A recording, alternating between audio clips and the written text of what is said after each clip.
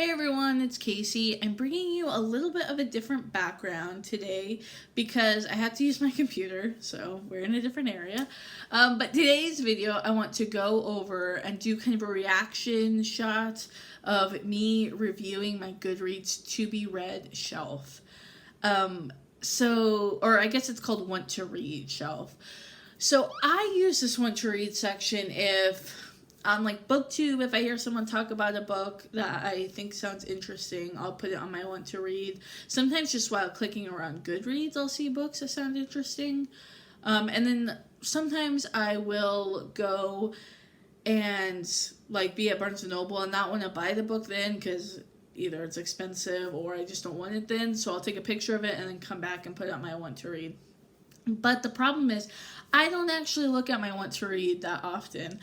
I just don't. I don't really go there and then be like, oh, let me buy that book that I said I wanted to read. So I don't really know what books are on here, and they could be like years old. They could be like from 2013, and I have no idea what these books are.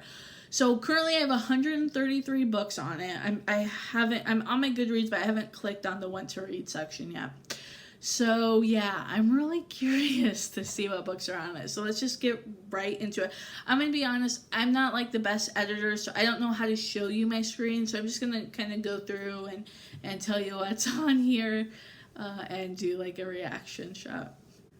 Okay, so the first book that came up, and it's in some random order, I don't know, because the first one that comes up is number 107, but it is The Last Night of the Yankee Dynasty, The Game of the Team, and the Cost of Greatness.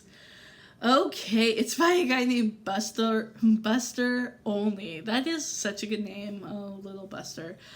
Yeah, I like baseball books, and I don't know. I don't even know what this book is about. I just put it on in February.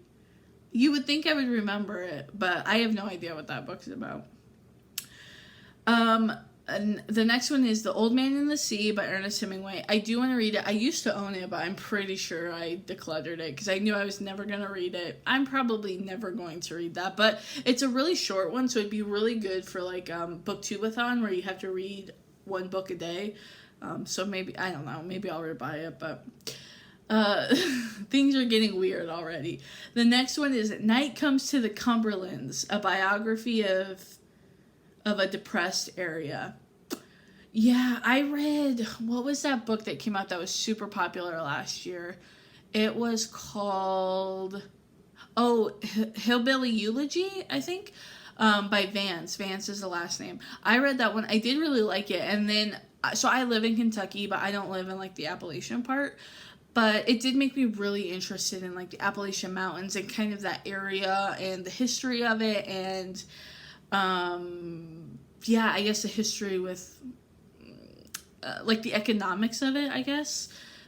So that one is, I'm pretty sure when you Google like Appalachian history, it's like one of the number one books that people say that you should read. Oh, see, now I can see a pattern. So what happens, especially when I read nonfiction, is I get really into a topic. Like baseball's one that I'll read like 5 books at a time about it, and then I'll move on to the next topic. So baseball's one, hockey's been one, and the next one that I can tell is about tornadoes. I am obsessed with tornadoes. So the next 3 books are all about tornadoes. First, there's Tornado Alley, Monster Storms of the Great Plains. Then Storm Warning, the story of a killer tornado. And then F5, the devastating tornado outbreak of 1974.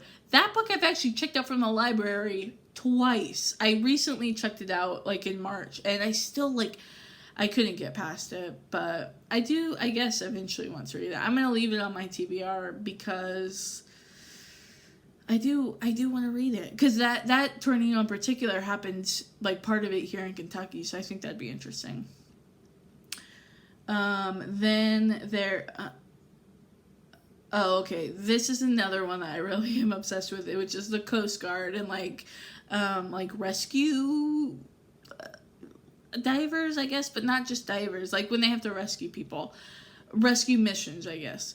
So here's one: 10 Days Until Dawn, the true story of heroism and tragedy aboard the Can-Do. Yeah. Here's another: Hillbilly, a cultural history of an American icon. That one. Here's a bunch. The Road to Poverty, the making of wealth and hardship in Appalachia. Yeah, I got super. December 18th, man. I was super into like Appalachian history. I got another tornado book. I have The Book Thief on here twice. The Last Run, a true story of rescue and redemption on the Alaskan seas. Man, I do love the Coast Guard. Here's a good one I was just thinking about recently. It's by Margaret Peterson Haddock's Running Out of Time. I actually read this one. It's like a middle grade, when I was like in middle grade age. It's about, so it's very like if you've ever seen The Village by M. Night Shyamalan. It kind of is very similar. So it's about this girl who grew up thinking it was like the 1800s. And this isn't a spoiler, it's in the synopsis. But then she realizes that, like, everyone gets sick, and so she has to go get medicine. And they tell her that, no, it's not the 1800s, that you've been living in basically, like, a living history museum where, like, people could see in, but she thought it was real life. It's a really good book. Margaret Peterson Haddock's, like, writes some really good middle grade, like, they're not like science fiction or fantasy, but they're have like little twists like that in them. They're good. Then I have Salvation on Sand Mountain, Snake Handling and Redemption in Southern Appalachia. That one sounds good. I am fascinated with snake handling and like people talking in tongues. I don't know why. Then we have Face the Fire by Nora Roberts. It's number 3 in the Three Sisters Island trilogy. I picked up the first one of this when I was like at an airport, and I didn't read the synopsis, or I think I read like the first half of the synopsis, but not the last half. And because I really just wanted like an easy romance. Like I forget exactly, but I was like in an emotional state, and I was like, I just want an easy romance. I don't want anything weird going on. Yeah, it has to do with witches, like 3 witch sisters. So I read the first 2, and then I have the third one on my Kindle, and I've read like half of it. I read it in 2016. I read like legitimately half of the book, and then I haven't finished it. But I do want to, kind of just to say that I've read all 3. Like, I don't know why I would be proud about that, but I do want to reread that. The next one is The Hungry Ocean, a sword boat captain's journey. Yeah, I don't know. Oh, the next one is Extremely Loud and Incredibly Close. I really do want to read that book and then watch the movie. It's about, like, somehow 9/11 ties in, and I think it's like a boy's father is killed in 9/11, and then he has to, I think there's like some mystery involved. I'm not exactly sure, but I do want to read it. There's a lot of weather ones on here. The Sudden Sea, the Great Hurricane of 1938, and then Scanning the Skies, a history of tornado forecasting. I mean, who wouldn't want to read a history of tornado forecasting? Man, that is specific. Then we have The Worst Hard Time, the untold story of those who survived the Great American Dust Bowl. This is like a cover that I've seen a ton at, like Barnes & Noble, like when you'll see them on their tables, like this year's best books are recommended by everyone on the planet. This is one that's familiar, which is surprising that I have it on here because it does sound interesting, but I generally don't like the Dust Bowl. I don't know why. I just don't like reading about the Dust Bowl or like the orphan trains. Like I hate reading about the orphan trains of like the 1800s. So I'm surprised that's on there. The next one by Carolyn B. Cooney, The Terrorist. I don't know if you guys have heard about this. I'm going to pull it up to read you the synopsis. This is another one like the Haddock's book that I had actually read before when I was like age appropriate. And this is like a 1-sentence description. When terrorist violence in London tears an American family apart, 16-year-old Laura becomes obsessed with finding her brother's killer. Yeah, it's really good. It's about like a kid. I think there's I'm describing it so well. There's like a terrorist who's sending out bombs in the mail, and the brother, I think, dies from one of those bombs, and then the sister wants to find out who. It was very good. I remember really liking it. How the Irish Saved Civilization. I put this one on in February too. What was I doing February 5th of 2018? Like, how the Irish Saved Civilization. Well, I guess I have to read it to figure out how they did, because that seems like kind of like probably not true, but whatever. Devil in the White City, Murder, Magic, and Madness at the Fair That Changed America. This is another one that you have 100%, if you've been into a bookstore, you've seen this cover. It's by Erik Larson. Erik Larson is one of the best nonfiction writers. I started to read Devil in the White City, but then it scared me, so I stopped reading it. But I do eventually want to read it.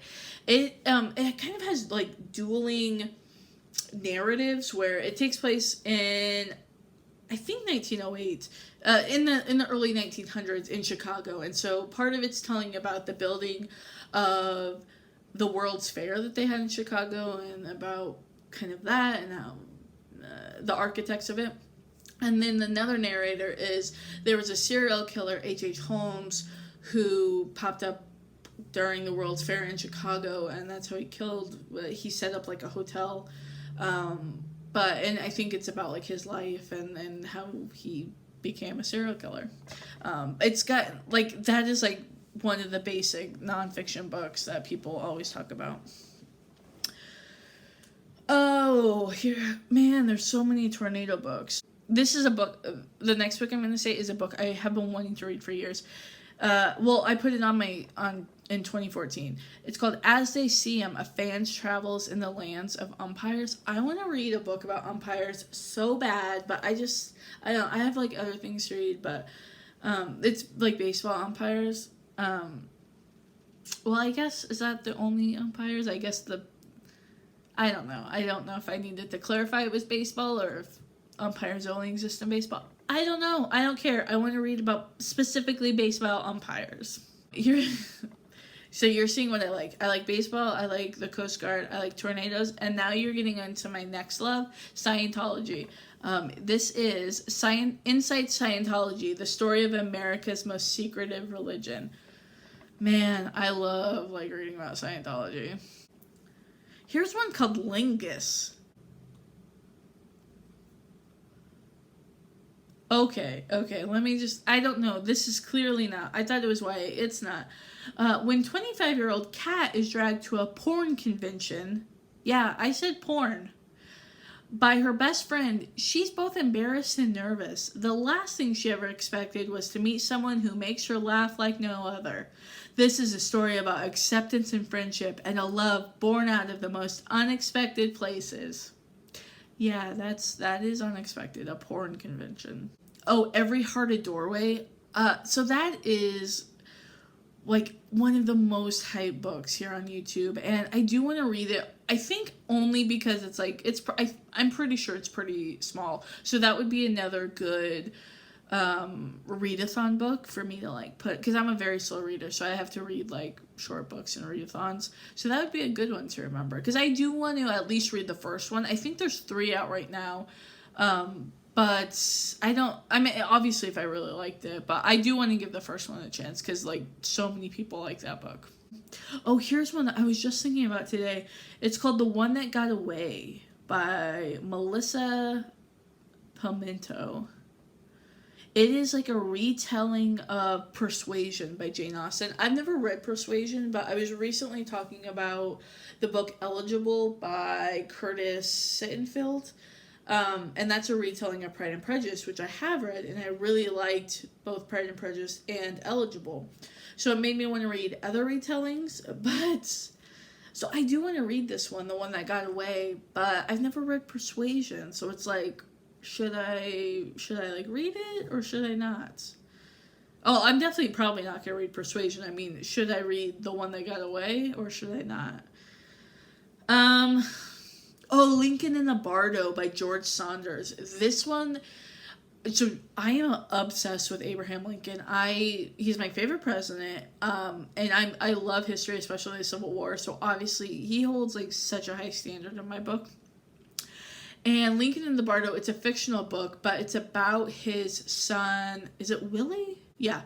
Yeah, in real life, this is real life, Lincoln's, when he was in office, his youngest son, Willie, actually gets sick and dies. He was only 11 when he died. And so this is like a fictional book that takes place like after he died, and I believe it's like, has some like mystical, where we kind of go to purgatory with Willie, and like, you know, the place between heaven and hell. And so it's kind of I think it's like kind of weird and fantastical in some ways, but you know, rooted in this like true historical event.